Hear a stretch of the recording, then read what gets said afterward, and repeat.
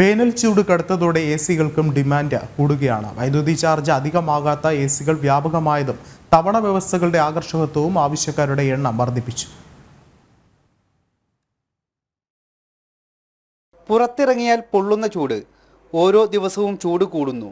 വരും ദിവസങ്ങളിലും ചൂട് വർദ്ധിക്കുമെന്നാണ് കാലാവസ്ഥാ നിരീക്ഷണ കേന്ദ്രത്തിൻ്റെ മുന്നറിയിപ്പ്.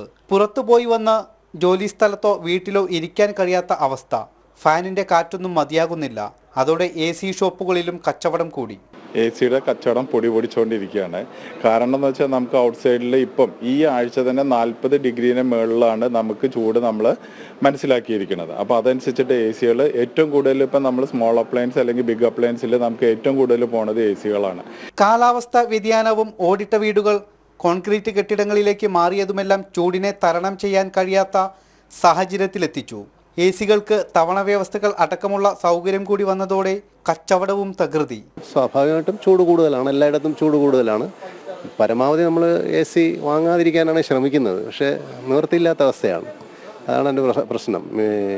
AC ഒഴിവാക്കിക്കൊണ്ട് ജീവിക്കാനുള്ള ശ്രമത്തിലായിരുന്നു ഇതുവരെ. പക്ഷേ അത് നടക്കാത്ത സ്ഥിതിയാണ്. കാരണം പ്രത്യേകിച്ച് ഈ വീടിൻ്റെ രണ്ടാമത്തെ നിലയിലൊക്കെ ഒരു തരത്തിലും കിടക്കാൻ കഴിയുന്നില്ല. ഫാനിട്ടാൽ പോലും ഭയങ്കര ചൂടിൻ്റെ ഒരു അവസ്ഥയുണ്ട്. അതുകൊണ്ടാണ് നിവൃത്തിയില്ലാതെയാണ് AC ഉപയോഗിക്കാൻ ശ്രമിക്കുന്നത്. സാധാരണക്കാർ പോലും ഇപ്പോൾ AC ഉപയോഗിക്കാൻ തുടങ്ങി. ചൂട് അസഹനീയമായാൽ പിന്നെന്തു ചെയ്യും? ക്യാമറാമാൻ രാഹുൽ ചന്ദ്രനൊപ്പം ശിവദാസ് കന്മനം, ജനം, തിരുവനന്തപുരം.